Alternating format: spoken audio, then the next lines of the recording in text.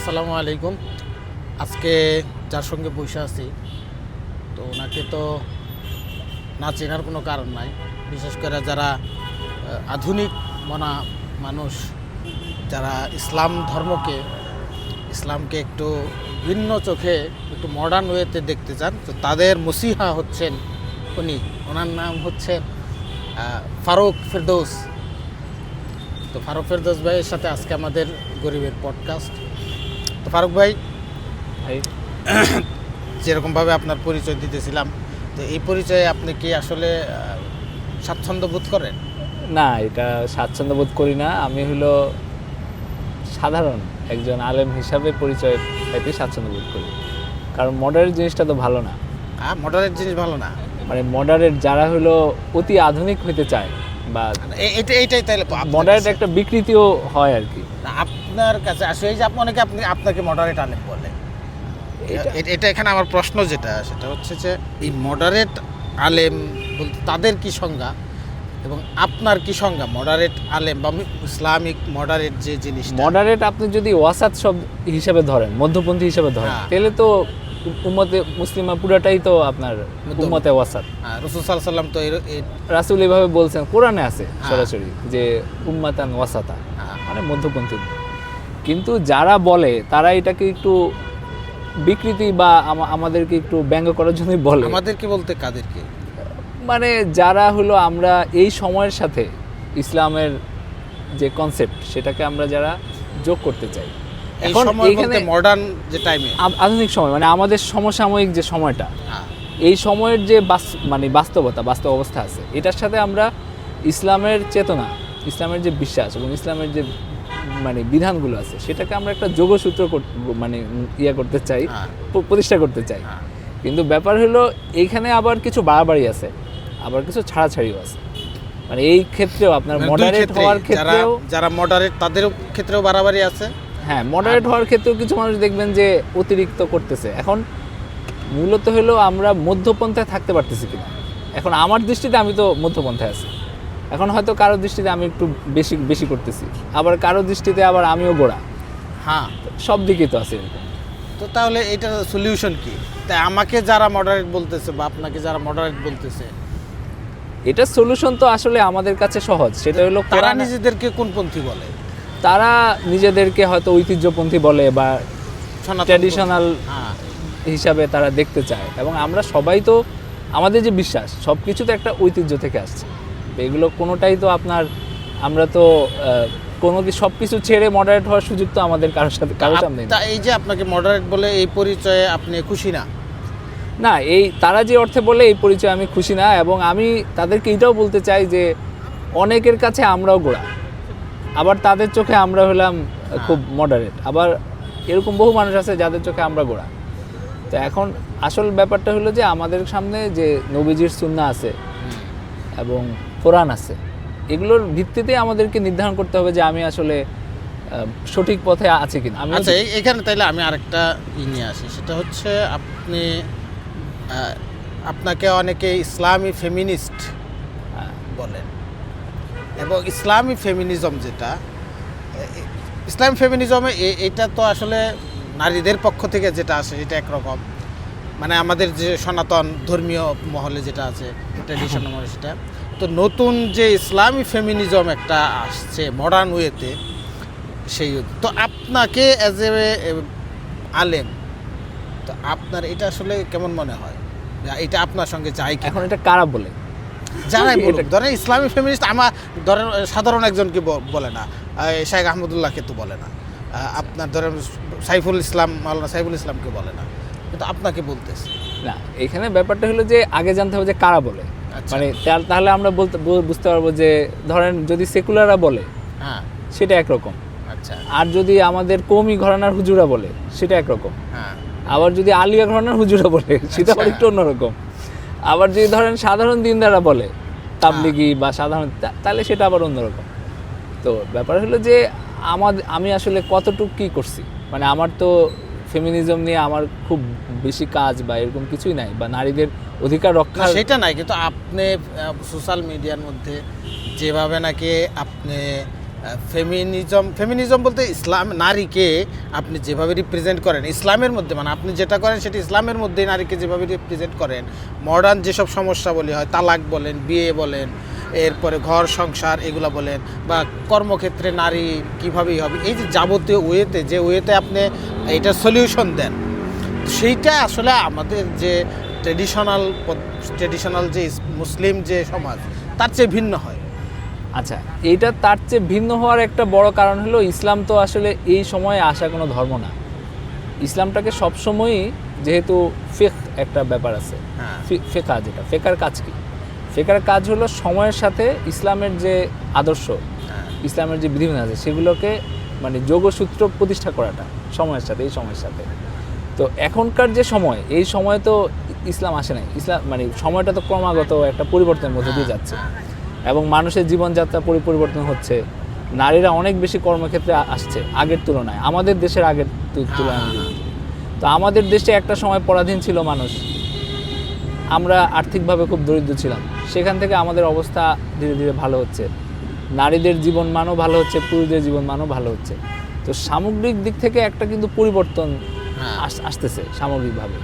তো এই পরিবর্তনটাকে তো আপনার ইসলামের আলোকে ব্যাখ্যা করতে হবে। এখন আপনার কর্মক্ষেত্রে আপনার হলো আমাদের দেশের ধরেন 20% নারী তো আছে, হ্যাঁ, মোটামুটি।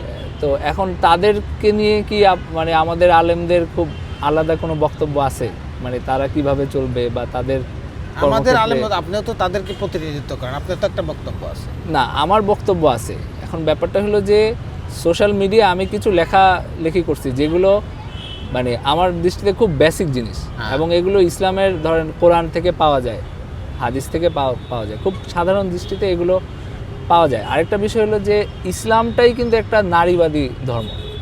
আচ্ছা, ইসলাম একটা নারীবাদী ইসলামের আপনি বর্তমান নারীবাদ না, মানে আমি যে বলি নারী পক্ষের ধর্ম আর কি, নারী বান্ধব ধর্ম। যখন ইসলাম দুনিয়াতে আসছে তখন কিন্তু ইসলামের একটা মূল এজেন্ডা ছিল নারীকে সম্মান দেওয়া। আপনি যদি এটা বিচার করেন যে ইসলাম দুনিয়াতে কি কি পরিবর্তন নিয়ে আসছে, এর মধ্যে একটা প্রধান পরিবর্তন ছিল নারীদেরকে সম্মানিত করা। ইসলামের আগে সারা দুনিয়ায় নারীরা যেরকম অবহেলিত ছিল বা যেরকম একটা মর্যাদাহীন অবস্থায় ছিল, ইসলাম এসে কিন্তু তাদেরকে সব দিক থেকে মর্যাদা দিছে। তাদেরকে সম্পদের ক্ষেত্রে মালিকানা দিছে, তাদেরকে মোহরের মালিক, ইসলামের আগে মোহরের মালিকও হয়তো মেয়ের বাপ বা ভাই, আবার হলো আপনার পৈতৃক সম্পত্তিতেও তাদের কোনো ভাগ ছিল না, এবং মানুষ মনে করতো যে মেয়ে সন্তান হওয়ার চেয়ে না হওয়াই ভালো।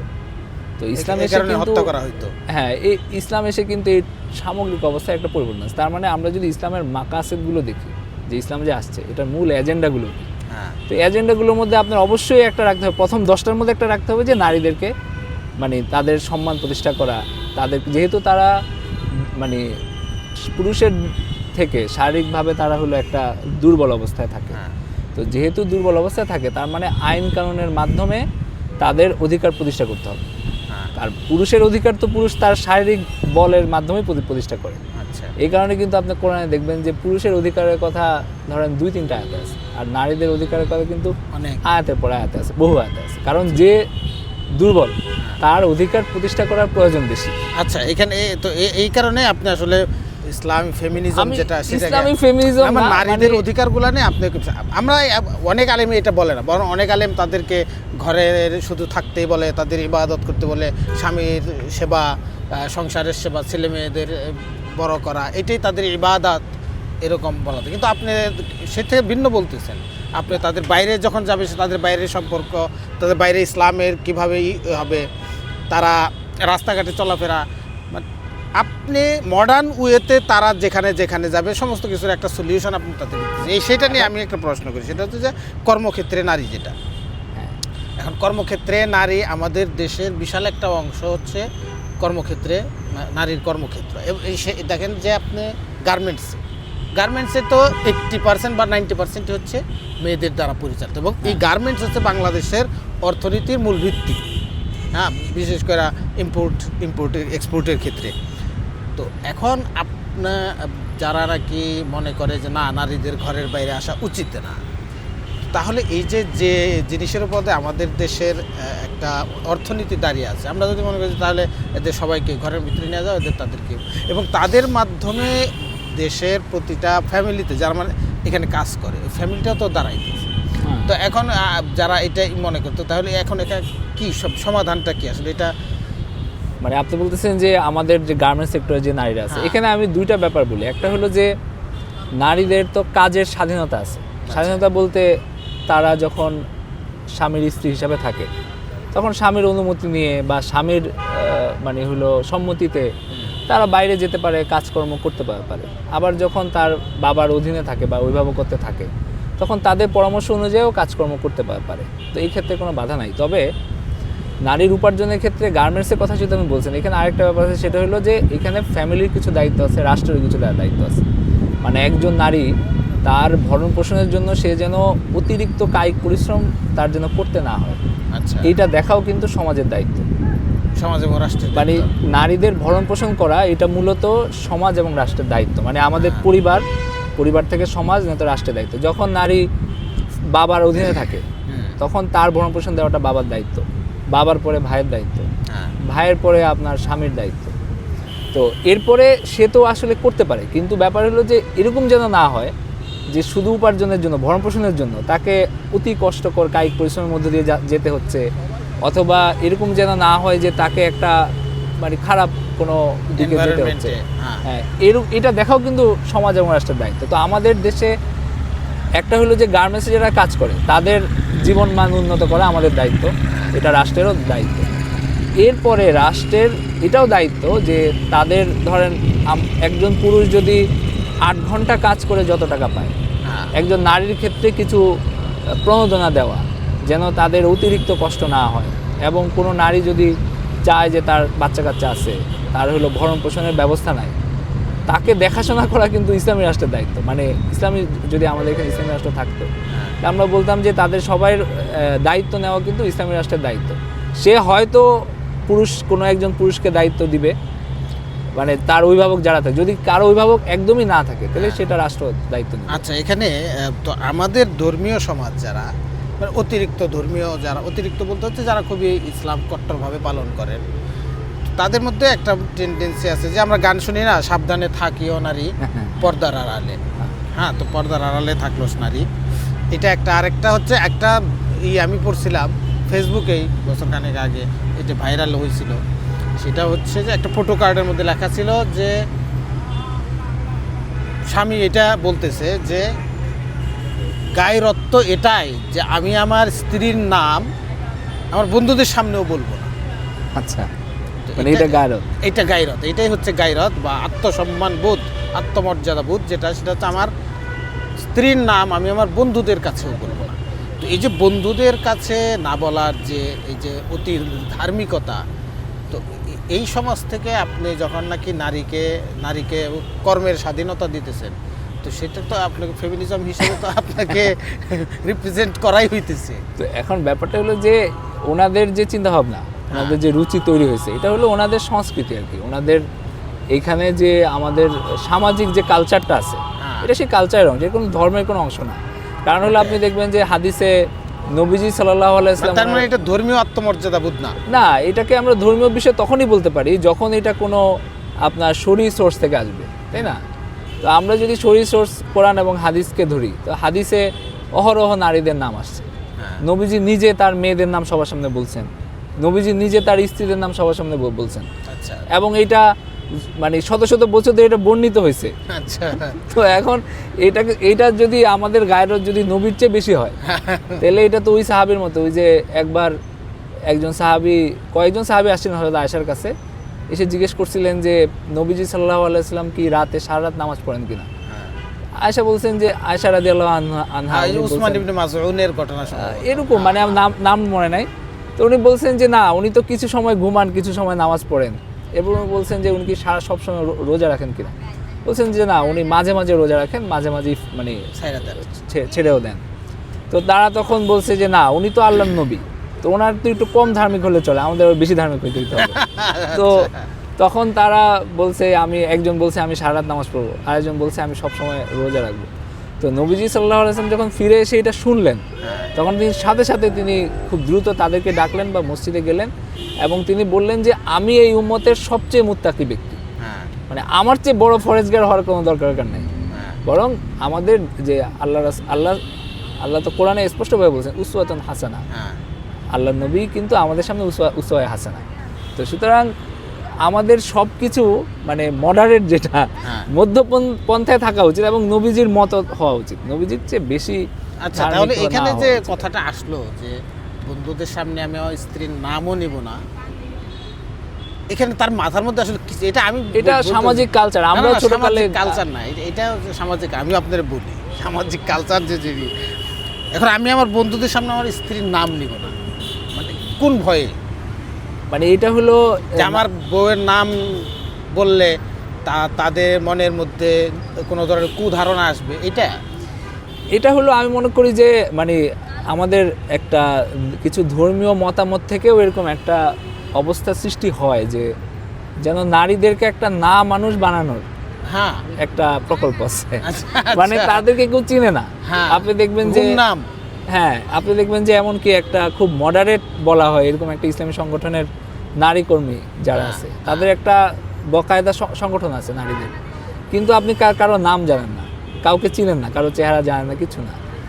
তো এখন ব্যাপার হলো যে এই জিনিসটা আসলে ইসলাম চায় কিনা।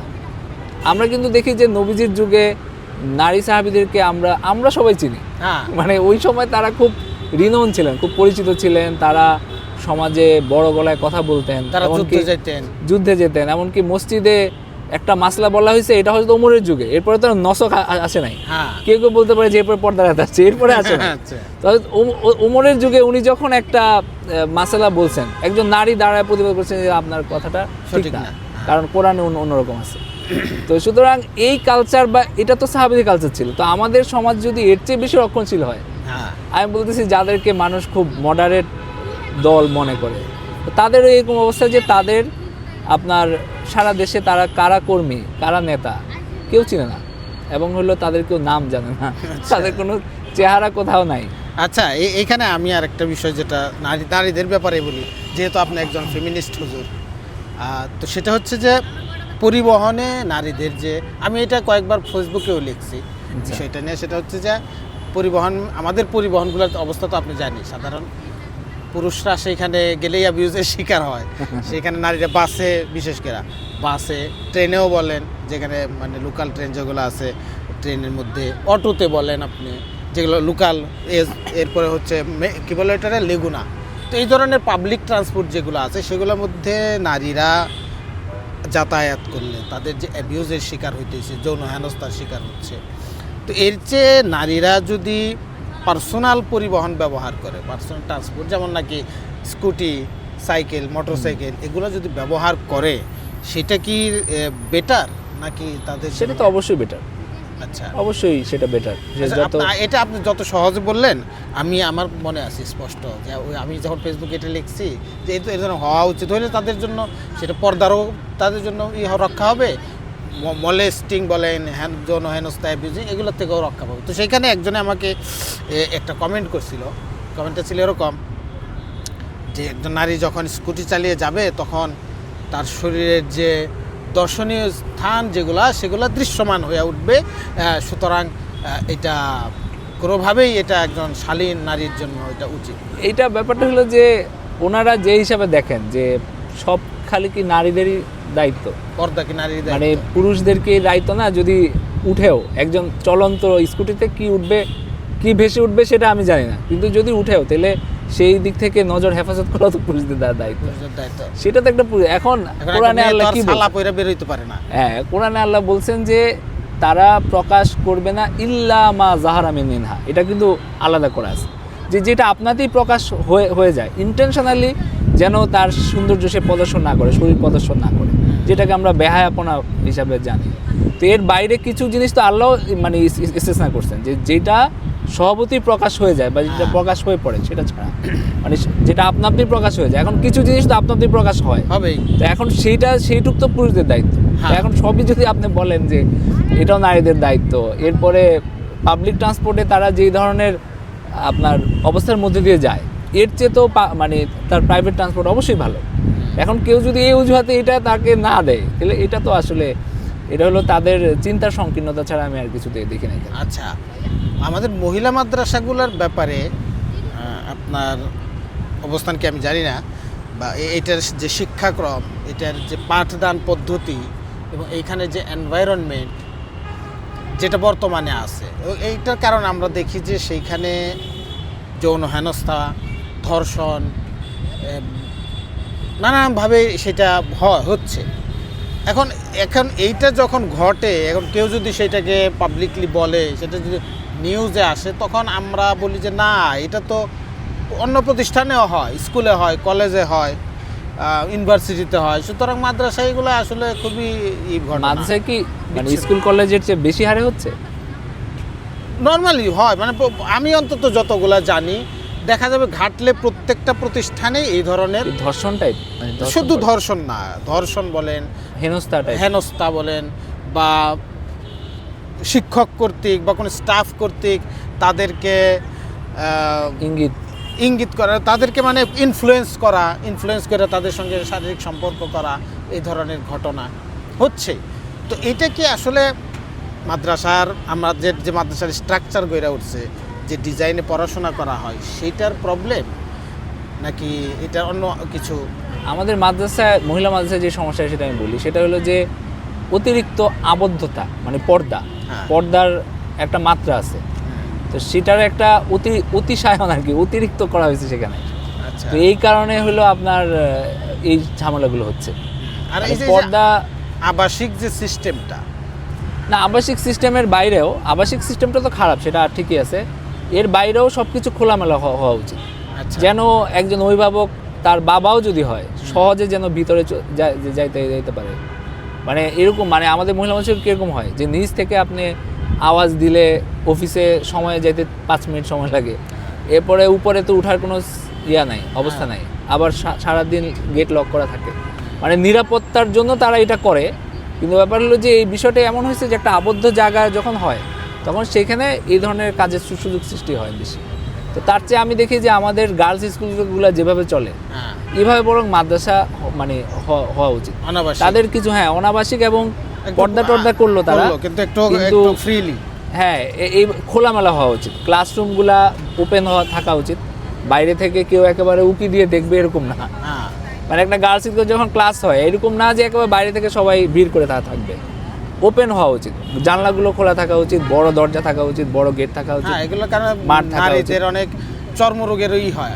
মানে এমন আবদ্ধ আমাদের মহিলা মাদ্রাসাগুলো, এবং এইটা কোনো ভালো সংস্কৃতি না, মানে এটা আমরা এটা বানাইছি আর কি, এটা আমাদের বানানো ইসলামী পড়বে। এটা আসলে কোনো মানে এটা আপনি যদি আমাদের বাইরের দেশগুলোতে যদি যান, সেই দেশগুলোতে আপনার যে মাদ্রাসাগুলো বা আমরা যদি বিশ্ববিদ্যালয়গুলো বলি, সেগুলো তো এত আবদ্ধতা নাই সেগুলো।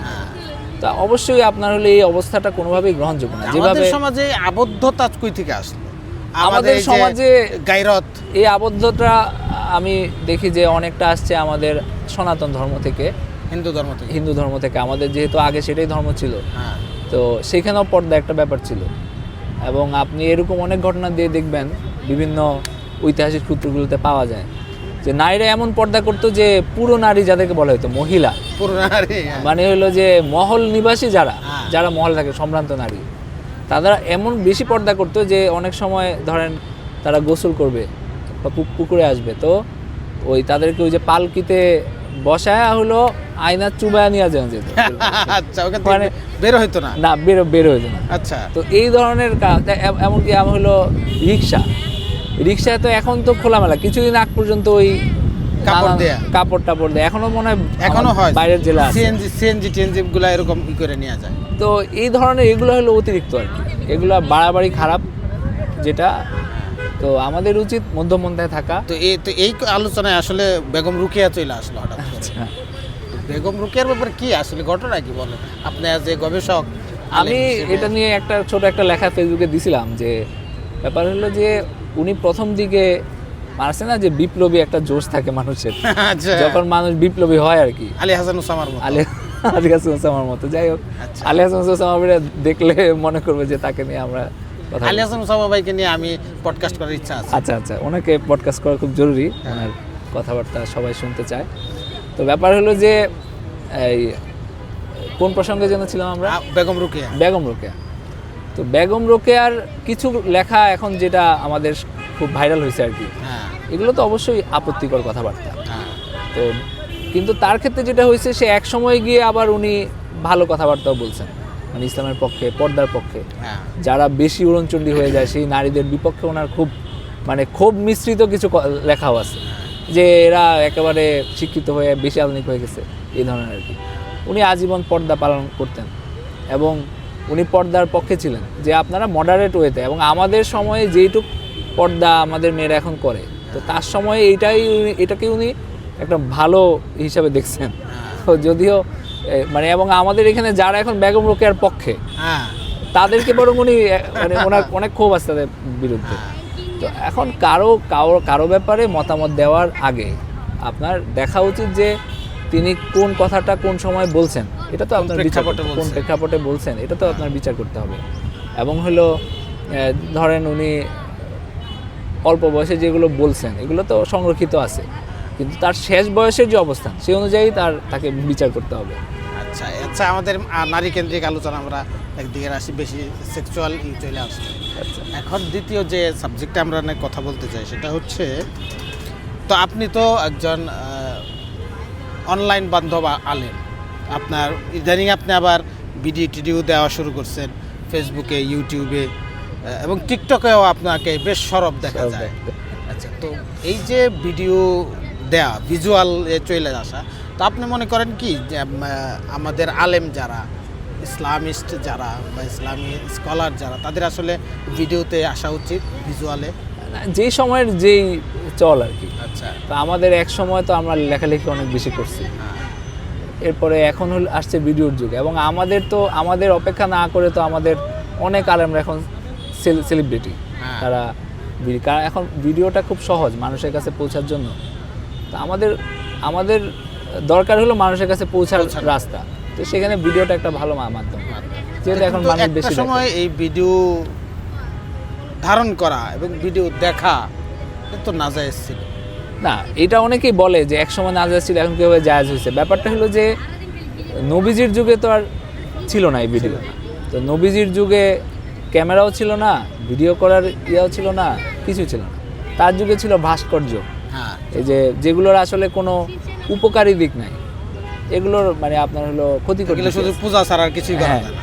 তো সেইটাকে কেউ যদি কেয়াস করে, একসময় বলছে যে ছবি তোলা নিষেধ, একসময় বলছে যে ভিডিও করা নিষেধ, এইটা ওই মূর্তির সাথে সাদৃশ্য তারা। তবে অনেক আগে থেকে আলেমদের এই ফতোয়া আছে যে আসলে ভিডিওটা ওটার সাথে মিলানো যায় না।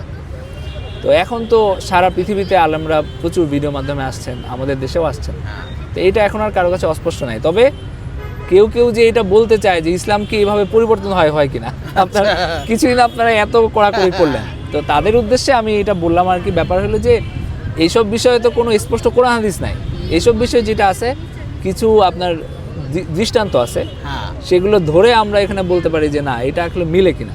তো কেউ মিলাইছেন, কেউ মিলাইছেন, সেই অনুযায়ী তারা এই ব্যাপারে অন্য ডিসিশন নিছেন। আবার আগে থেকে অনেকে মিলান নাই, এখন এসে আমরা কেউই প্রায় মিলাচ্ছি না। আবার এখনও কিছু মানুষ আছেন যারা এটাকে মানেন। আচ্ছা, এখন এখানে যেটা এই সূত্র ধরে প্রশ্ন আসে সেটা হচ্ছে, যখন আপনি ফেসবুকে, ইউটিউবে, টিকটকে ভিডিও দিবেন, আপনার মনিটাইজেশন হবে, যেটা নাকি এইসব সোশ্যাল মিডিয়া থেকে ভিডিওর মাধ্যমে আয় বা যে কন্টেন্টের মাধ্যমে আয় করা, উপার্জন করা। এখন এই যে এই উপার্জনটা কি হারাম না হালাল? তো এই ব্যাপারে তো আসলে মুফতি সাহেবদের শরণাপন্নই হইতে হবে। আপনি তো মুফতি।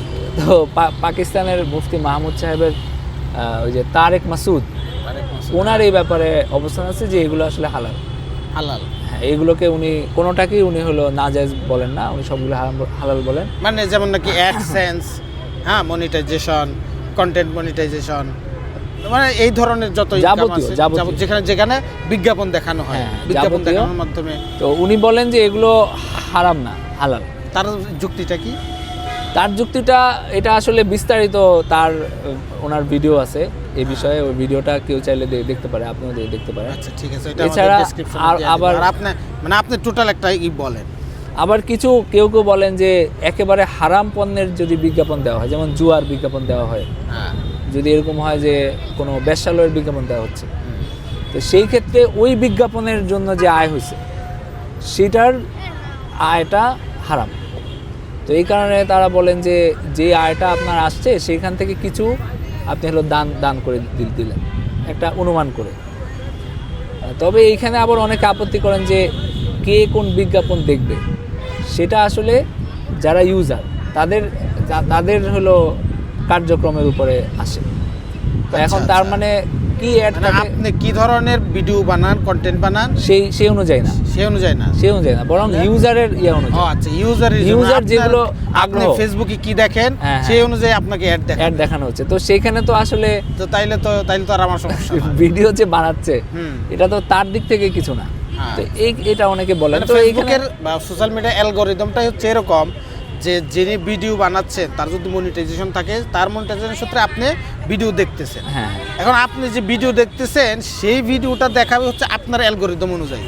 সেই ভিডিও অ্যাড দেখানো হচ্ছে আপনার অ্যালগরিদম। হ্যাঁ, অ্যাড দেখানো হচ্ছে যে আপনার অ্যালগরিদম অনুযায়ী, যে আপনি কি দেখেন ফেসবুকে সেই অনুযায়ী। আপনি যদি বেশি করে আতর দেখেন তাহলে আতরের অ্যাড দিবে, আপনি যদি ওই হলিউড দেখেন হলিউড দেখাবে, বলিউড দেখাবে, এটাই মানে হ্যাঁ এটাই। আচ্ছা, তো এখন ব্যাপার হলো যে এইখানে আসলে কার দায়, মানে যে দেখতেছে তারই কিন্তু দায়। হ্যাঁ, মানে তাকে ওই অ্যাড দেখানো হচ্ছে এবং এটা ইউটিউবের পক্ষ থেকে ঠিক করা হচ্ছে। তো এখন এইখানে আমাদের যে মুফতি ইউসুফ সুলতানরা আছেন ওনারা আবার খুব বিরোধী এটা। আচ্ছা, ওনারা এটাকে হারাম বলে। হ্যাঁ, ওনারা বলেন যে এখানে ইউটিউবের সাথে আপনি একটা জয়েন্ট ভেঞ্চারে যাচ্ছেন, তার সাথে একটা সহযোগিতায় যাচ্ছেন এবং তাদের যে এজেন্ডা সেটা তো ভালো না। তো এখন এখানে নানা রকম এজেন্ডা ভালো না বলতে কি? মানে ইউটিউবের এজেন্ডা ধরেন আপনি যদি বলেন যে ইউটিউবের যারা পরিচালনা করে তাদের আসলে মানে ওয়ার্ল্ড ভিউ কি, বা তারা আসলে দুনিয়াতে কি চায়, আচ্ছা আচ্ছা আচ্ছা, তো সেই অনুযায়ী তারা বলেন যে এটা আসলে তাহলে তো এগুলো ব্যবহার করাই না যায়।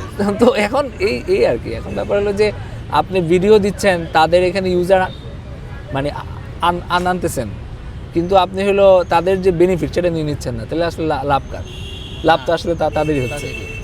তো এখন এগুলোর আসলে কোনো সমাধান নেই। একটা সমাধান আছে, সেগুলো যে আপনি আলাদা প্ল্যাটফর্ম করেন ইউটিউবের মতো, সেখানে আপনি একইভাবে মানুষ উপার্জন করার ব্যবস্থা করেন, ইসলামী প্ল্যাটফর্ম করেন, যেমন মাহফিল নামে একটা প্ল্যাটফর্ম হ্যাঁ, সম্ভবত আছে এই ধরনের আর কি। তো এখন এছাড়া আপনি তাকে সার্ভ করে গেলেন কিন্তু তার যে বেনিফিট সেটা নিলেন না, তাহলে তো আসলে লাভ তার হলো। আপনার এটা তো আপনার ইউজার ঠিকই আসতেছে, রেভিনিউ তার কাছে চলে, আপনার দেশের লোকজন সমানে সেখানে অ্যাড দিচ্ছে। ইউটিউবে এখন ফেসবুকে তো সমানে সবাই অ্যাড দিচ্ছে, তো আপনার দেশের টাকা ঠিকই তারা নিচ্ছে, কিন্তু আপনি এখানে অংশগ্রহণ করতেছেন, সারাদিন পড়ে আছেন এই জায়গায়, কিন্তু আপনি হলো কিছু না নিয়ে খুব একটা আপনি হলো হচ্ছেন। এইটার আসলে কোনো যুক্তি নাই। তো আমার কাছে তারেক মাসুদ সাহেবের অবস্থানটাই সঠিক মনে হয়। তো উনি কি যুক্তিতে এই ফতোয়া দিচ্ছেন সেটা আপনার বিস্তারিত। তো এরপরে যে আলোচনা সেটা হচ্ছে এই বিষয়টা লাস্ট একটা প্রশ্ন আছে আমার, সেটা হচ্ছে যে এখন কোনো আলেম বা মাদ্রাসা শিক্ষার্থী, মাদ্রাসা শিক্ষক কেউ যদি চায় যে সে এই ধরনের কন্টেন্ট বানিয়ে সে সোশ্যাল মিডিয়া থেকে আয় রোজগার করবে, তো সেটা একটা মাধ্যম হইতে পারে কিনা?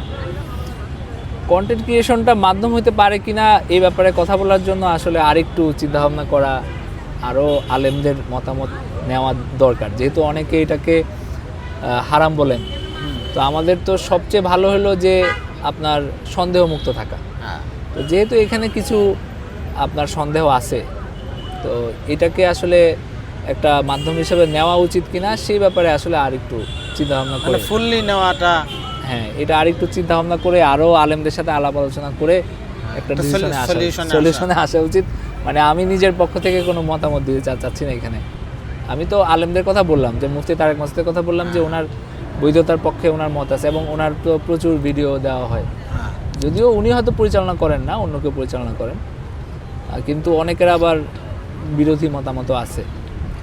তো এটা আসলে আরও যত সময় যাবে তত এটা আরও ক্লিয়ার হবে। ব্যাপার হলো যে এখানে সব কিছু সামনে রেখে, মানে আমাদের মুফতি সাহেবরা যারা ডিসিশনগুলো দেন অনেকে কিন্তু ব্যাপারটা যে কী প্রক্রিয়া হচ্ছে পুরোপুরি জানেন না। তো এটা যত স্পষ্ট হবে আরও বাইরে থেকেও ফতোয়া তো আসবে। আমি কিছু আরবি ফতোয়া দেখছি কিন্তু ওইগুলো দেখেও আমার কাছে মনে হয়েছে তাদের কাছে পুরোপুরি ক্লিয়ার না এখন আচ্ছা টোটাল কার্যক্রমটা কিভাবে পরিচালিত হচ্ছে এবং কোনটাকে কোন ক্রাইটেরিয়া ফেলা উচিত। মানে এখানে প্রযুক্তি যে এটা হইতেছে এটা আসলে কিভাবে হ্যাঁ, হইতেছে? এখন যেমন ধরেন আপনার অ্যাডটা কিভাবে দেখানো হচ্ছে, হ্যাঁ এই বিষয়গুলো আসলে সব কিছু সামনে রেখে এই বিষয়ে আরও এবং এই যে আপনার অ্যালগোরিদম অনুযায়ী অ্যাড দেখানো, এটা হয়তো আগে সেভাবে ছিল না, এখন আবার সেটা হচ্ছে। তো এই সব কিছু বিবেচনা করে বিচার বিবেচনা আচ্ছা করে এখানে এখন যেটা আরেকটা প্রশ্ন যেটা সেটা হচ্ছে আপনি তো রাজনীতি সচেতন মানুষ, হ্যাঁ, আর সেটা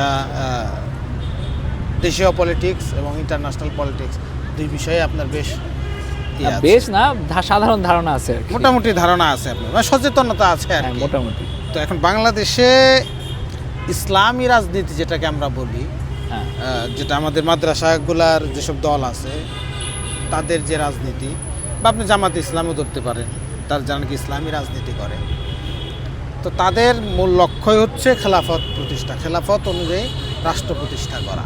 আসলে এটা কি তারা বলে? বাংলাদেশ খেলাফত মজলিস, খেলাফত খেলাফত আন্দোলন, আচ্ছা, হ্যাঁ খেলাফত আন্দোলন বাংলাদেশ, এই ধরনের তাদের কাজ সবাই এটাই বলে যে ইসলামী খেলাফত প্রতিষ্ঠা। খেলাফত প্রতিষ্ঠা। আচ্ছা। এখন গণতান্ত্রিক প্রক্রিয়ায় আইসা মানে ভোটের মাধ্যমে খেলাফত প্রতিষ্ঠার কোনো সুরত আছে কি ইসলামের মধ্যে?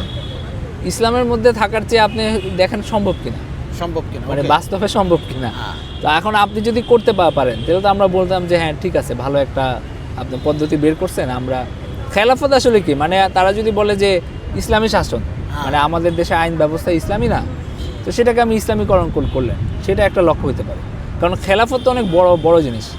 খেলাফত যদি আপনি বলেন যে আপনি যদি সারা দুনিয়ার মুসলমানদেরকে একটা ঐক্যের সূত্র প্রতিষ্ঠা করেন, যেটা খেলাফত মূলত ছিল, ওয়ার্ল্ড ওয়াইড একটা ভিউ। হ্যাঁ, তো আপনার সারা দুনিয়ার মুসলমানদেরকে ঐক্যবদ্ধ করা। আর এই ধরেন এখন খেলাফত কীভাবে হতে পারে, একটা সামরিক জোট অথবা আপনার ওআইসির মতো একটা কিছু, হ্যাঁ যেখানে সবাই পরস্পর সহযোগিতা করতে পারে, একজনের বিপদে আরেকজন পাশে দাঁড়াতে পারে।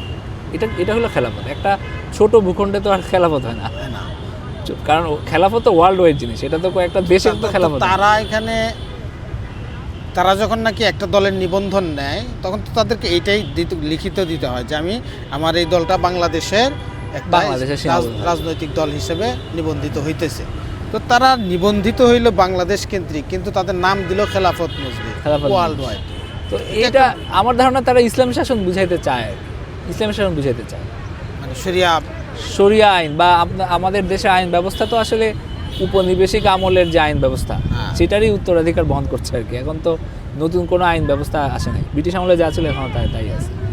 তো তারা হয়তো বলতে চায় যে না আমরা ইসলামীকরণ করতে চাই, সেটা হয়তো, কিন্তু তাদের কাছে ওই বিষয়টা আমার মনে হয় যে খুব ক্লিয়ার নাই, মানে আচ্ছা। অনেক অস্পষ্টতা আছে তাদের এবং তারা কথাবার্তা। গণতন্ত্রকে বলতেছে হারাম, কিন্তু আবার গণতান্ত্রিক প্রক্রিয়ার মাধ্যমেই তারা যাচ্ছে।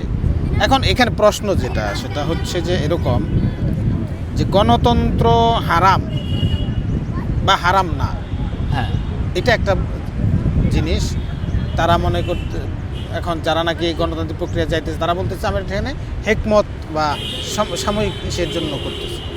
তো আসলে গণতন্ত্র আসলে হারাম কিনা, এখানে তারা মানে তারা যে হিসাবে বলে বা হারাম গণতন্ত্র হারাম হওয়ার কি আছে না, না, ক্রাইটেরিয়া? গণতন্ত্রের ব্যবস্থাটা কেউ হারাম বলে না। গণতন্ত্রের যে কনসেপ্ট, যে আদর্শ, যে মানুষই সব, মানে মানুষ হলো চূড়ান্ত, এই আদর্শটা তো আসলে আমি আমি আমি এটা আপনাকে বলি, আমি আদর্শ নিলাম না, হ্যাঁ সেটা, conceptটা নেই। এবং যারা এখন গণতন্ত্র নিচ্ছে তারা সেই হিসাবে নিচ্ছে, তাই না? তো এখানে গণতন্ত্রের যে আদর্শ, তারা বলতে পারে যে আইন প্রণয়ন করবে কে, মানুষ, মানে সার্বভৌম মানুষ, সার্বভৌম, এরকম আর কি, যে আইন ব্যবস্থা কিভাবে হবে, কি হবে না হবে, সব কিছু মানুষই ঠিক করবে এবং মানুষের ইচ্ছাটাই চূড়ান্ত। হ্যাঁ। তো আমরা বলি যে আল্লাহর ইচ্ছাটা চূড়ান্ত। তো এখানে আমি একটা প্রশ্ন রাখি আপনার কাছে, ধরেন আপনি খলিফা নির্বাচন করবেন, হ্যাঁ, এখানে কে আল্লাহর নির্ধারিত তো কোনো মানুষ থাকে না? এখানে আসলে এখানে ব্যাপারটা হলো কিছু বলা না বা বলা, মানে বিশ্বাস হলো মূল ব্যাপার এখানে। মানে ব্যক্তির পদ্ধতি বিশ্বাস? প্রায় এক না, আপনার সামগ্রিক যে বিশ্বাস, আমরা কোন বিশ্বাসটা ধারণ করছি, এটা হলো এখানে মূল বিষয়, মানে এছাড়া কোনো পার্থক্য নাই। না, আমি আপনাকে বোঝাই, আমার দেশের খলিফা মারা গেছে, হ্যাঁ, কারেন্ট খলিফা ছিল, বর্তমান খলিফা ছিল, উনি মারা গেছেন, এখন আমি খলিফা নির্বাচন করব। তো খলিফা নির্বাচনের জন্য যেটা পদ্ধতি সেটা হচ্ছে শুরা, তাই না? হ্যাঁ। একটা শোরা কমিটি থাকবে 100 জনের, তারা একজনকে নির্ধারণ করবে খলিফা হিসাবে। তো তারা মিটিং করে একজনকে নির্ধারণ করলো খলিফা, যে এখন থেকে উনি রাষ্ট্রের খলিফা। গণতান্ত্রিক প্রক্রিয়ায় আসেন আপনি। গণতান্ত্রিক প্রক্রিয়ায় যেটা হইলো যে 4 বছরের জন্য একজনকে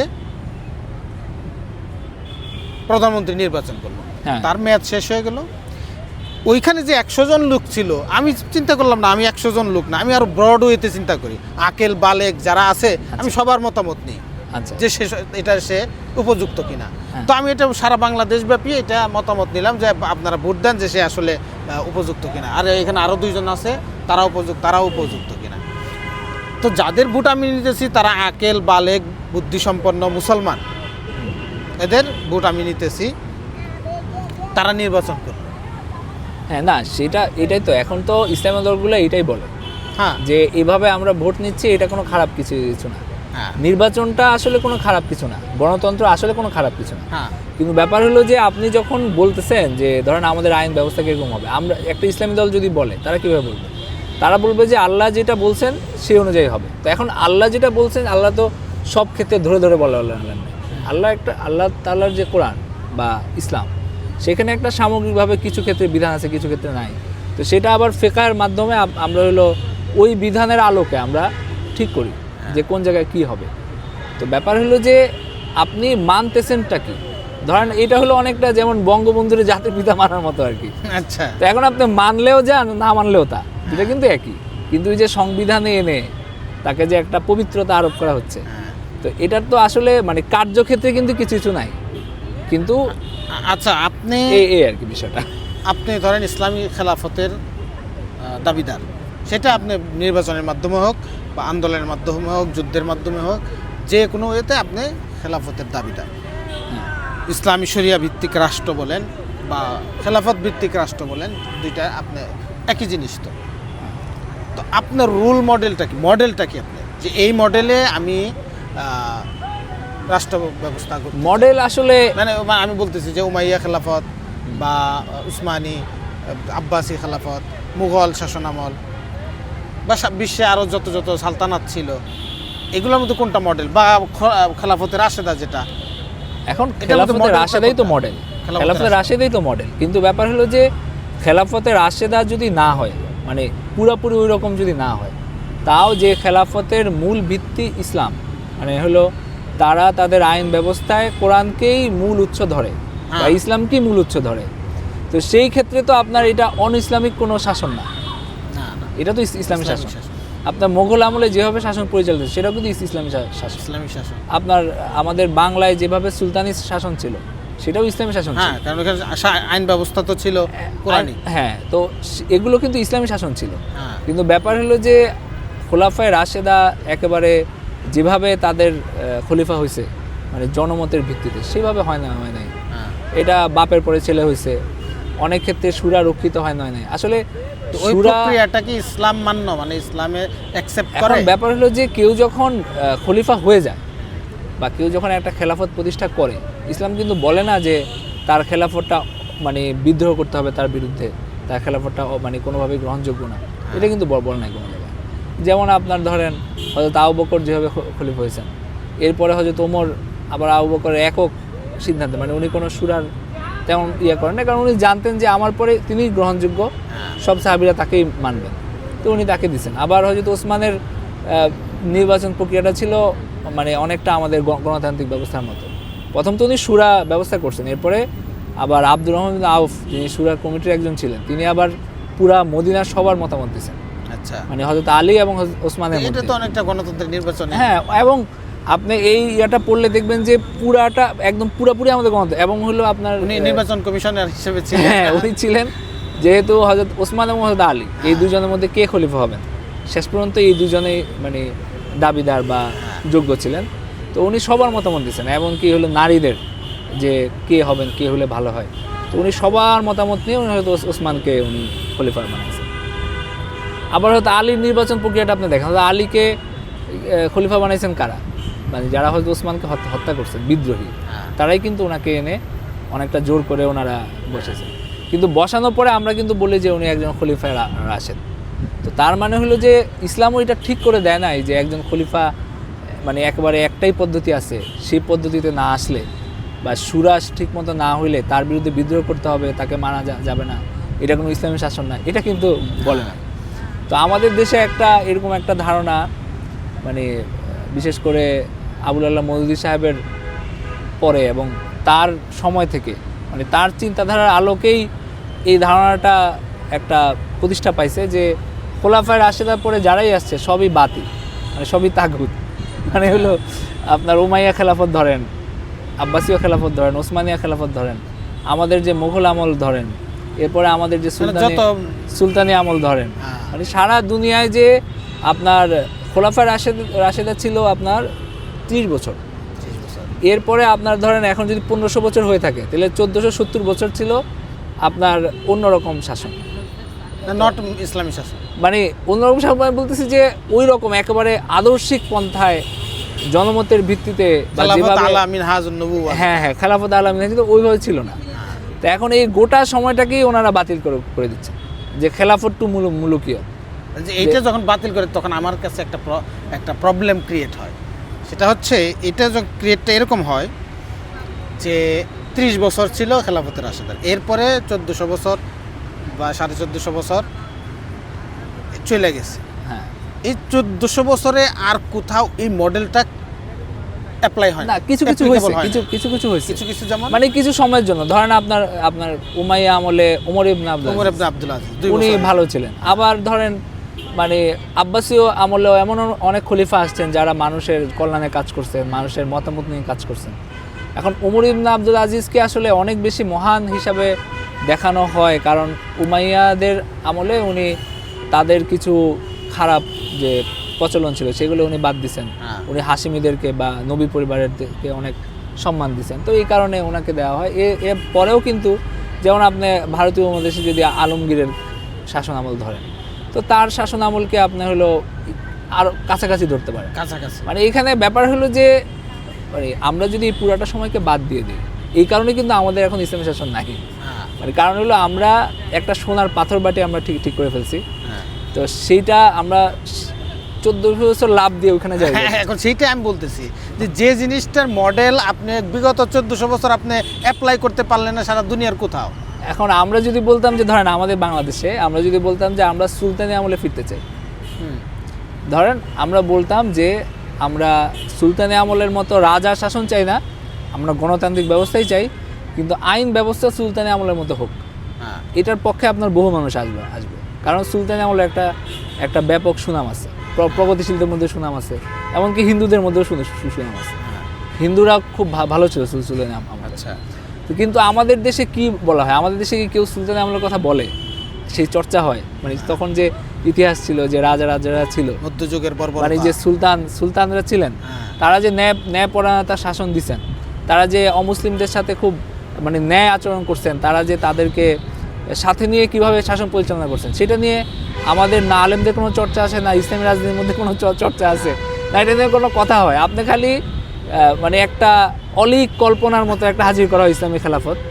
তো যে খেলাফত আসলে কিভাবে হবে এই ব্যাপারে কোনো বাস্তবসম্মত ধারণা ওনাদের নাই। এখন ধরেন আমি যে কনসেপ্টটা করি সেটা হচ্ছে যে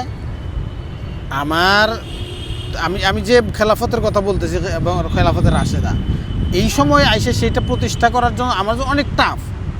আমি যদি এখনকার যে সময়টা আছে যে পাপা বিদগ্ধ, এইটার চেয়ে যদি আরেকটু বেটার করতে পারি, তো আমাকে তো সেইটার আগে চেষ্টা করতে হবে। এখনই আমি আইসা ওই সেনাবাহিনীকে একদম দাঁড়িয়ালা ইসলামিস্ট বানিয়ে ফেলতে হবে, ব্যাংকগুলো সব বন্ধ করে দিতে হবে, গার্মেন্টসগুলো সব বন্ধ করে দিতে হবে, সমস্ত টিভি চ্যানেল নাই করে দিতে হবে। এইটা তো আসলে এটা কে বলছে আমি যাই, এবং কেউ বলে কিনা এটা? হ্যাঁ, করবে এটা কেউ বলে? বাংলাদেশ সেনাবাহিনী মুরতাদ না, এটা তো এক্সট্রিমিস্টরা, এক্সট্রিমিস্টের কথাই আমি বলতেছি। না, ওইটা তারাই তো খেলাফতের জন্য, তারাই তো সবচেয়ে এক্সট্রিমলি। ওরা আসলে খেলাফত জিনিসটা কি এটা মানে বুঝে বলে আমার কাছে মনে হয় না। আর যে অলিক কল্পনা ওরা হাজির করে এটার কোনো বাস্তবতা নাই। মানে আপনাকে দেখতে হবে বাস্তবতা। আপনার সবার উচিত মানে যারা এই সমস্ত কর্মকাণ্ডে জড়িত তাদের উচিত 1400 বছরের হিস্ট্রিটা একটু পড়া, মানে আমাদের ইতিহাসটা পড়া। আল্লাহ তাআলা তো এই শরীয়ত, যে ইসলাম, এটা নাজিল করছেন কিয়ামত পর্যন্তের জন্য। ইন্না নাহনু নাযালনা যিকরা ওয়া ইন্না লাহু লাহাফিজুন। এই যে জিকির মানে মাহফুজ না মানে কি কোরআন মাহফুজ, ইসলাম মাহফুজ, এবং আল্লাহ তাআলা এটাকে কিয়ামত পর্যন্ত জারি রাখবেন এই প্রতিশ্রুতি আল্লাহ তাআলার পক্ষ থেকে আছে। তো এই পুরাটা সময় কিন্তু আপনাকে বাদ দিলে হবে না। কিভাবে হয়েছে, আলেমরা কীভাবে কাজ করছেন, আলেমরা কীভাবে শাসকের সাথে কাজ করছেন, কতটুকু বিরোধিতা করছেন, এই বিষয়গুলো আমাদের পড়া খুব জরুরি। কারণ আমরাও আসলে মানে সবসময় পরিবর্তনের মধ্যে দিয়ে কিন্তু আমরা যাচ্ছি, এবং এই পরিবর্তন হইতে হইতে কিন্তু আপনার এই সময়টা আমরা আসছি। তো আমাদের উচিত এই বিষয়গুলো আসলে বিচার বিবেচনা করা, যে খোলাফায়ে রাশেদা পরে তো উমাইয়া আমল ছিল, এরপরে আব্বাসী আমল ছিল, এরপরে আপনার হলো আব্বাসী আমলের তো অনেকগুলো ভাগ আছে। আপনি যদি মামলুকদের ভাগ ধরেন, সেলজুকদের ভাগ আছে, তারপর আপনার হলো এখানে এই যে শিয়াদের একটা ভাগ আছে, তো এরকম ফাতিমিদের ভাগ আছে। তো এই পুরাটা সময়ে বিভিন্নভাবে হয়েছে শাসন ব্যবস্থা, মুসলমানদের বিভিন্ন রকম ছিল। তবে একটা জিনিস ছিল, সেটা হলো যে মুসলমানদের আইন ব্যবস্থার মূল উৎস সবসময় কোরআনকে ধরা হয়েছে, ইসলামকে ধরা হয়েছে, যেটা এখন নাই। মানে আমাদের আইন ব্যবস্থাটা আসলে ঔপনিবেশিক আমলের যে আইন ব্যবস্থা, সেটাকে আমরা ধরে আছি আর কি। এখন আমরা যদি ওই অলিক কল্পনার দিকে না গিয়ে আমরা যদি এখানে যে সংস্কার প্রস্তাব করতাম, যে এখানে কি কি বিষয় সংস্কারটা আসলে দরকার এই আইন ব্যবস্থার মধ্যে, এই আইন ব্যবস্থা আবার ইসলামী আইন ব্যবস্থা থেকেই অনেক। তো যাই হোক, ওনার সঙ্গে আমার এটা নিয়ে কথা হয়েছিল, তো উনি বলছিলেন, আমি ওনাকে জিজ্ঞেস করছিলাম যে ইসলামী আইনটা বাংলাদেশে আপনার কেন দরকার।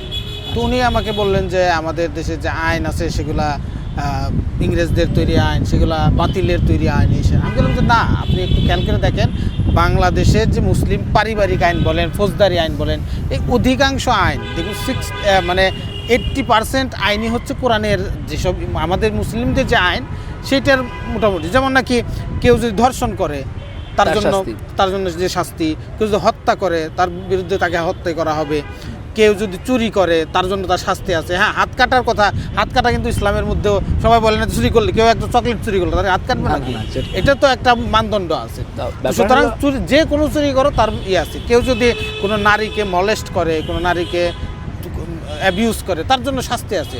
তো এই সমস্ত জিনিসই তো হচ্ছে যে কোরআনের থেকে যে আইন নির্গত হয়েছে, সেটাই মুসলিমদের যে আইন। তো হয়তো একটু এদিকে আছে 20%, 15%, 10%, পুরাটা নাই। এখানে পার্থক্য আছে। একটা পার্থক্যটা হলো যে আপনার উৎস কি। হ্যাঁ, মানে আপনি যদি কোরআনকে উৎস হিসাবে স্বীকার করে নিয়ে এরপরে আপনি বলেন যে ঠিক আছে, এখন আপনার তরবারির মাধ্যমে শিরোচ্ছেদ হবে না, ফাঁসির মাধ্যমে হবে, সেটা ফিকহের মধ্যে কিন্তু এই সুযোগ আছে এটাকে করার, যে আচ্ছা ঠিক আছে এটা এখন হচ্ছে না, এইভাবে হবে। কিন্তু ব্যাপার হলো যে আপনি যদি উৎস হিসাবে না মানেন, তাহলে ওই যে আমি যেটা বললাম যে বিশ্বাস, এই বিশ্বাসের জায়গায় একটা গলত সৃষ্টি হয়। তো এখন আমি মনে করি যে আমাদের দেশে ইসলামী আইন জারি করার যদি একটা প্রশ্ন আসে, এটা কিন্তু খুব সহজ। মানে আমরা যদি সবাই এটা মানি, এটা খুব সহজ, আমাদের অনেক সহজ। কারণ আমি এটাই বললাম, 70-80% অলরেডি আছে। আপনি 20% চেঞ্জ করেন, আর হলো আপনি উপরের মাথাটা চেঞ্জ করেন, যেখানে যে কোরআন আমাদেরকে একটা মূলদণ্ড আমাদের এবং যেভাবে আছে, ধরেন আপনার এই যে জেলের শাস্তি, এটা ধরেন ইসলামী শরীয়তে বা কোরআনে কোথাও নাই যে জেলবন্দি করার শাস্তি, কিন্তু এটা বহু আগে থেকে ছিল, যেমন ইউসুফের আমলে ছিল। কিন্তু এখন এটা কিভাবে আসে? এটা রাষ্ট্রীয় আইন হিসাবে আসে। খেলাফত আমলেও ছিল, রাষ্ট্রীয় আইন হিসাবে ছিল। মানে এটা শরিয়া আইন যে শাস্তি দণ্ড, এটার মধ্যে দুইটা ভাগ আছে, একটা হলো তাজির আর একটা হলো হদ। হদ যেটা আল্লাহ তাআলার পক্ষ থেকে জারি করা, যে কিছু বিষয় হদ আছে, সব বিষয় কিন্তু হদ নাই। তাজির হলো রাষ্ট্রের পক্ষ থেকে। তো রাষ্ট্রের যেটা, সেটা আসলে কার আইন? সেটা তো মানব রচিত আইন, তাই না? রাষ্ট্র যেটা ঠিক করতেছে, এটা আসলে মানুষেরই করা। তো এখানে মূল ব্যাপারটা হলো যে মাথাটা চেঞ্জ করা, যে আপনার উৎস কি। আমরা উৎস কোরআন ধরে, উৎস ইসলাম ধরে বর্তমান আইন ব্যবস্থায় 20% সংস্কার করি, কিন্তু এটাকে ইসলামী আইনে রূপান্তরিত করা যায়। কিন্তু এখানে আমাদের আসলে মুসলমান কত পার্সেন্ট? এখন এইটাই আমি বলতেছি যে এটা আইন করার জন্য মানে কোন জিনিসটা সবচেয়ে বেশি দরকার? এখন আমাদের বাস্তবমুখিতাটা দরকার, মানে বাস্তবের সাথে মিল রেখে চিন্তা করাটা বেশি দরকার। কারণ আমাদের দেশে 80% মানুষ তো ইসলামী আইন চায়, বিভিন্ন জরিপে আমরা দেখি। এটা আমরা সবাই, কিন্তু আমরা যেটা করতে পারতেছি না, সেটা হলো যে মানে মানুষের সামনে একটা বাস্তবসম্মত একটা প্রকল্প হাজির করতে পারতেছি না। এই যে এখন ধরেন আপনার ইসলামী দলগুলা প্রায় ক্ষমতায় চলে আসবে, এরকম একটা অবস্থা সৃষ্টি হয়েছে। কিন্তু তারা আসলে এসে আমার মনে হয় না যে তারা আইন ব্যবস্থায় কোনো পরিবর্তন আনতে পারবে, কারণ ওই রকম আপনার কোনো প্রকল্পে আসলে তাদের সামনে নাই, তারা হাজিরও করেন ওরকম কিছু। তো এখানে আরেকটা বিষয় আছে আমি যেটা মনে করি, সেটা হলো যে বিশ্ব ব্যবস্থার একটা প্রভাব এটার মধ্যে আছে। মানে সারা পৃথিবীতে কি চলে, কারা সারা পৃথিবী পরিচালনা করে, এটা একটা প্রভাব আছে। যেহেতু আমরা সারা পৃথিবীর সাথে আলাদা কিছু না, সম্পৃক্ত, আমাদের চলতে হয় তাদের সাহায্য নিয়ে। তো এই কারণে এই বিষয়গুলো ধীরে ধীরে তখনই চেঞ্জ হবে যখন এই ক্ষমতা কাঠামোটা চেঞ্জ হবে। সারা পৃথিবীতে যখন দেখা যাবে যে মুসলমানরা শক্তিশালী হচ্ছে এবং মুসলমানরা আত্মনির্ভরশীল হচ্ছে, স্বাধীন হচ্ছে, যত বেশি স্বাধীনতা পাবে তত বেশি হলো এগুলা। এখন বাংলাদেশের রাজনীতি যে পরিস্থিতি, সামনে যে নির্বাচন, হ্যাঁ, এই নির্বাচন নিয়ে আপনার আশাবাদ কি আসলে? আমার আশাবাদ হলো আমি তো হলো ওই স্বপ্ন দেখি না বা ওরকম সম্ভাবনাও দেখি না যে পুরোপুরি ইসলামী শাসন হবে বা ইসলামী আইন ব্যবস্থা জারি করতে পারবে কোনো দল এসে, এটা আমার কাছে মনে হয় না। তো আমার কাছে এখন মানে যেহেতু আমাদের দেশে ইসলামী আইনের পক্ষে আসলে কত মানুষ আছে, মানে যারা আমাদের দেশ যারা পরিচালনা করে, আমরা তো একটা ছোট দেশ, এখানে অল্প কিছু মানুষ, এর মধ্যে আবার ওই যে আছে না যে ইব্রাহিম খাঁর একটা কথা আছে যে ওনার একটা গল্প আমি পড়ছিলাম, উনি বলছিলেন যে স্কুলে কোনো একটা স্কুলের কথা উনি বলছেন, ওইখানে খুব কার্য হয়েছে ওইখানে কোষাধ্যক্ষ হওয়া নেই। তিনি বলছেন যে কোষ নাই, কিন্তু কোষাধ্যক্ষ হওয়ার জন্য 3 ঘন্টা পর আর কি ধস্তাধস্তি হয়েছে। তো এইখানেও আমাদের দেশে অবস্থাও তাই, যে আমাদের দেশে ক্ষমতা দখল করা নিয়ে তো একেবারে মানে কাউয়া ক্যাচাল অবস্থা। তো এই অবস্থায় আমি মনে করি না যে কি করবে এটা জানি। হ্যাঁ, আমি মনে করি না যে ইসলামী আইন কেউ আনতে পারবে বা একেবারে ইসলামী রূপান্তর কেউ করতে পারবে। তবে আমি চাই যে সুশাসন আসুক আর কি, ভালো শাসন আসুক, যেন আমাদের দেশে মানুষ অন্তত দিন পালন করতে গিয়ে যেন বাধার মুখে না পড়ে, যেন আমাদের দেশে মেয়েরা হিজাব পড়তে গিয়ে বাধার মুখে না পড়ে, যেন কাউকে মানে গোপন করে যেন নামাজ পড়তে না হয়, এই সব ব্যাপার যেন না হয়, ইফতার মাহফিলে যেন হামলা না হয়, একটা সুশাসন ভালো শাসন আসুক, এটাই আমরা চাই। এবং আপনার মাহফিলের কথা শুনে আমার একটা মনে পড়লো, সেটা হচ্ছে মাহফিল যেটা হচ্ছে বর্তমানে। আমি কয়েকদিন আগে একটা ভিডিও দিয়েছিলাম, এটা বলছিলাম বাস্তব অভিজ্ঞতার থেকে বলছি। তো আমি অনেকদিন ধরে মাহফিল টাহফিলে যাই না, মাহফিল টাহফিলে জানি যে এত আস্ত ভালোই আমি পারি, মানুষের মাহফিলে যায় কী করবো। তো মাহফিলে আমি ঢাকা থেকে বাড়িতে যাইতেছি রাতের বেলা, সন্ধ্যার পর। তো আমাদের গ্রামের দক্ষিণ পাড়া যে মসজিদ, সেই মসজিদে মাহফিল হইতেছে। তো আমি অটো নিয়ে যাইতেছি, যাওয়ার সময় মাহফিলের বাইরে রাস্তা মাঠে বিরাট বড় হচ্ছে যে মজমার মতো হচ্ছে যে অনেক দোকান, প্রায় 50-60টার মতো দোকান। সেখানে খাবারের দোকান, মানে এই আচার, ফুচকা, তারপরে হচ্ছে পেঁয়াজি, ওই আরও নানান ধরনের খাবার, এরপরে ওই যে বাচ্চাদের খেলনার দোকান, শীতের কাপড়ের দোকান, ঘরের তৈজসপত্র, বিভিন্ন দোকান। এবং সেইখানে জমজমাট একটা মেলা হইতেছে, মানুষ ভরপুর, লাইটিংয়ে একদমই, নারী পুরুষ, ছেলে বুড়ো, কিশোর কিশোরী সবাই সেখানে এসে বেশ উৎসব মুখর একটা পরিবেশ হইতেছে। প্যান্ডেল ওয়াজ হইতেছে অলরেডি, সেখানেও কিছু মানুষ আছে। তো এখন আমার যেটা প্রশ্ন বলতে পরিস্থিতি সেটা হচ্ছে যে এই যে মাহফিলটাকে, এই যে একটা উৎসব মুখরতায় চলে আসছে, আগে এরকম ছিল না। আগে 2-4টা দোকান থাকতো, টুপির দোকান, আতরের দোকান, বইয়ের দোকান, ইসলামী বইয়ের দোকান, কয়েকটা দোকান থাকতো। কিন্তু এখন যেটা হয়েছে, এইটা একদম একটা সামাজিক অনুষ্ঠানে চলে আসছে, সামাজিক উৎসবে চলে আসছে। তো এই যে পরিবর্তন, আপনার কি মনে হয় যে এটা আসলে হওয়া উচিত না হওয়া উচিত? এইটা হওয়া উচিত তো বটেই, এটা খুবই ইতিবাচক একটা পরিবর্তন হিসাবে আমি দেখি। কারণ এক সময় হলো আমাদের দেশে নানান মেলা টেলা হইতো, হিন্দুদের পূজা কেন্দ্রিক মেলা ছিল, তো সেগুলো আস্তে আস্তে বন্ধ হয়ে গেছে, মানুষের আগ্রহ কম।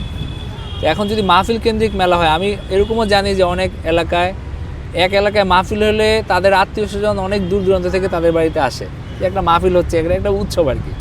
তো এই জিনিসটা আমাদের দেশের মানুষকে দিনমুখী করার ক্ষেত্রে বিরাট একটা ভূমিকা আছে এই মাহফিলগুলো।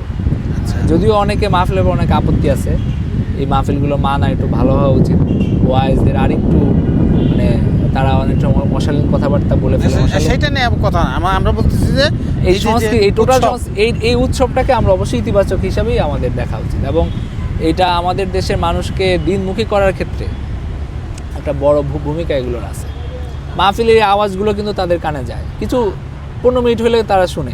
আমার কাছে এইটা যে এইটা হচ্ছে যে একটা পরিবর্তন নিয়ে আসতেছে আমাদের যে উৎসবের সংজ্ঞা।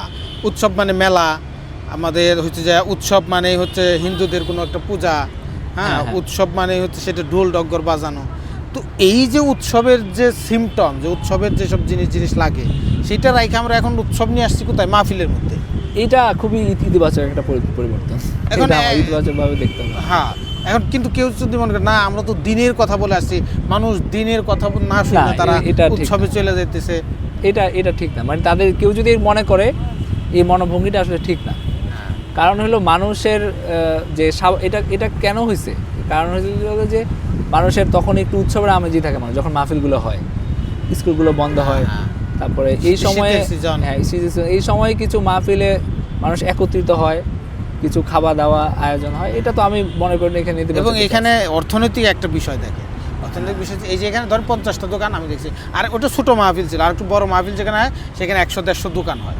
এই এক একটা দোকানে মিনিমাম 10,000 থেকে 15,000 20,000 টাকা বিক্রি হয়। তো সেখানে এই পরিমাণ বিক্রি হলে 2, 3, 4, 5,000 টাকা তাদের লাভ হয় এই ছোটো ছোটো দোকানগুলোর মধ্যে, পেঁয়াজের দোকান, পুরীর দোকান, এগুলোর মধ্যে।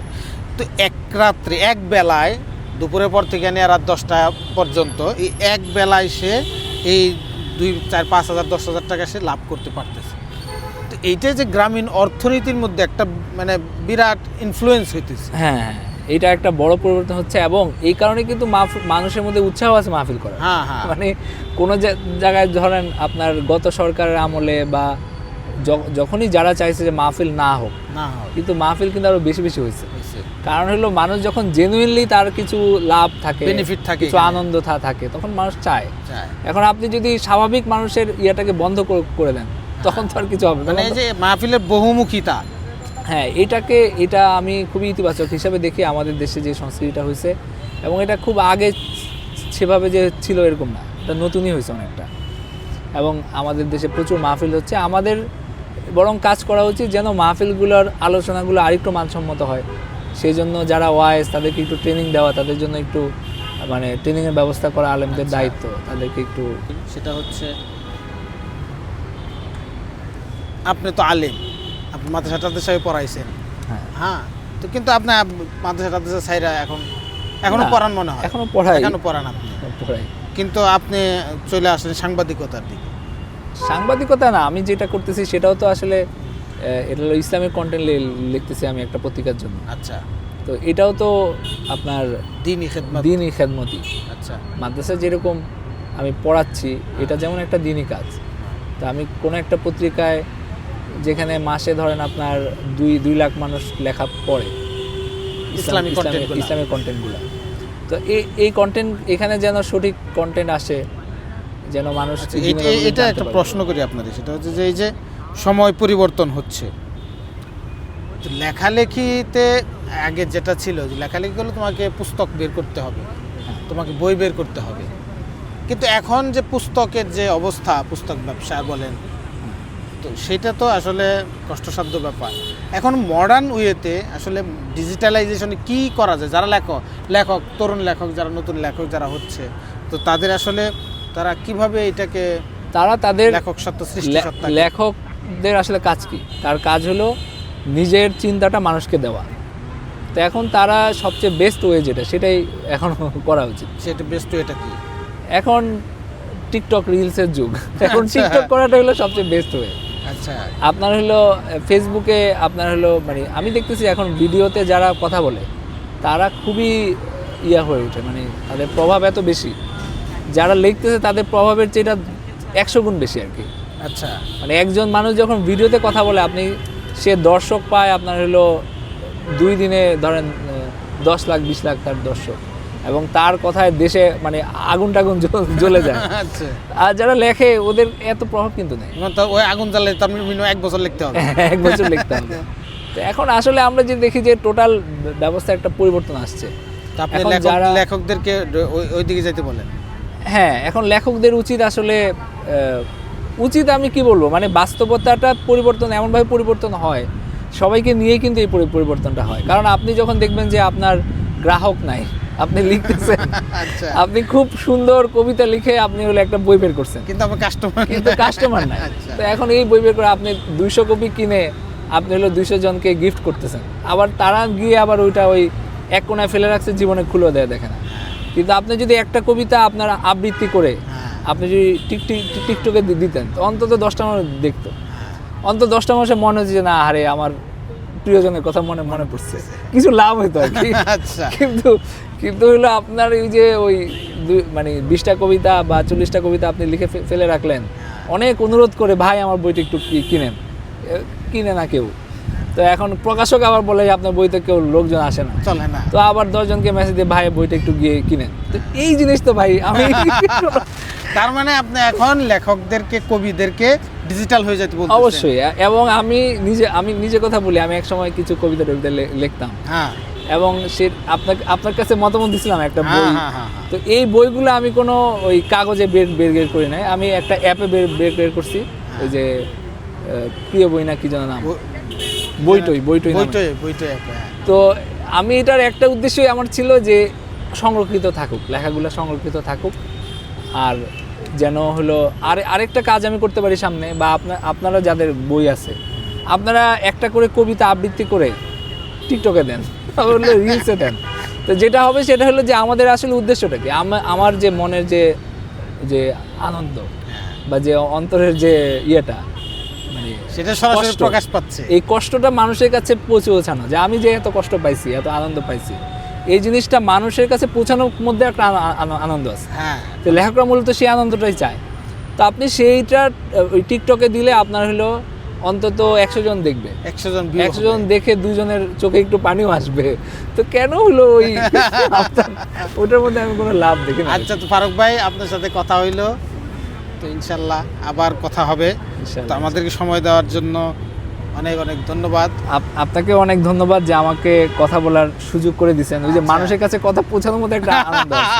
এই কারণে তো এই গরিবের পডকাস্ট ডিজিটাল, তো আপনার এই গরিবের এইসব পডকাস্টে, আপনাদের মতো গরিবদের জন্যই তো আমরা আছি। আচ্ছা, গরিবের মুছিয়া আমরা। তো আপনাদের এই গরিবের পডকাস্টে আমি সাফল্য চাই, যেন এটা অনেক এগিয়ে যায়। আপনাদের মতামত যত শক্তিশালী হবে হ্যাঁ, তত আমাদের লাভ। মানে ভিডিও মাধ্যমে এত ফালতু মানুষও আসছে, হ্যাঁ, হ্যাঁ। তারা হলো তাদের মতামতটা সমাজের জন্য ভালো হয় না। এই কারণে আমিও ভিডিও শুরু করছি, এই কারণে যে আসলে আলো না আসলে সেখানে অন্ধকার আসবেই, অন্ধকার সুতরাং আলো জ্বালায় রাখতে হবে ভাই। হ্যাঁ। এখন সেটা মানে টিম করে হোক যেভাবে, কিন্তু আলো জ্বালায়, যখন আলো জ্বলবে আস্তে আস্তে সেটার ফ্লো বাড়বে। তো ভালো মত যত শক্তিশালী হবে তত আমাদের লাভ। তো আমি চাই যে গরিবের পডকাস্ট শক্তিশালী হোক। আমিও টিকটকে এই কারণে আমিই করি, বা আপনি অ্যাডমায়ার করি আপনাকে, যে সেখানে আপনি আপনি যদি না টিকটকে সবাই নাচ গান এইসব, কারণ আপনি ওইখানে ওয়াজের ভিডিও দিতেছেন না, এই কারণে সেখানে নাচ গান চলছে। তো আমি সেখানে একটা আমি নিজে একটা ওয়াজ করছিলাম, আচ্ছা। এই সুন্দরী প্রতিযোগিতা নিয়ে। তো টিকটকে আবার 10 জন এসে আমাকে বলছে যে আপনি টিকটকে কি করেন। তো আমি সেখানে তাদেরকে রিপ্লাই দিয়ে আমি বলছি, দেখেন আপনারা যাই করতেছেন করেন, হ্যাঁ, কিন্তু আমার ওই ভিডিওটা কিন্তু প্রায় ধরেন 3000 মানুষ দেখছে, হ্যাঁ। আবার এর মধ্যে আবার 20 জন মানুষের আবার খুব ভালো লাগছে। তো তার মানে আমার চিন্তাটা কিন্তু তারা নিছে। তো আমি কিন্তু এই ক্ষেত্রে আমি সফল। হয়তো তারা ওই যে কি বলে নাচ গান দেখতে দেখছে এটা। হ্যাঁ, দেখছে, কিন্তু তাদের কাছে মনে হচ্ছে না কথাটা ঠিক, মেসেজটা তো গেছে। হ্যাঁ। তো আমি সেখানে বলছিলাম যে এই মানে শরীর প্রদর্শন করাটা, এটাকে একটা কৃতিত্ব হিসেবে দেখা, এটা সঠিক নাকি আপনার মেধা, আপনার হলো কাজ, এটা দিয়ে মানুষ দামি হবে সেটা ঠিক। তো সেখানে যাই হোক, আমি যেটা বলছিলাম সেটা আমি মনে করি যে টিকটকে যারা ছিল তাদের মাথায় ঢোকার মতো। তো সেখানে কিছু মানুষ, ঠিক আছে, টিকটক চালিয়ে যান ইনশাল্লাহ। আপনার টিকটক জীবনকে আমরা যদিও আমি যতটুকু, এটা খুবই অল্প সময় ধরে হয়তো 10টা ভিডিও আমি দিছি, আজ 10টা আপনি দিতে থাকেন ইনশাল্লাহ এই হবে। তো ঠিক আছে, আল্লাহ হাফেজ, আমাদের জন্য দোয়া করবেন।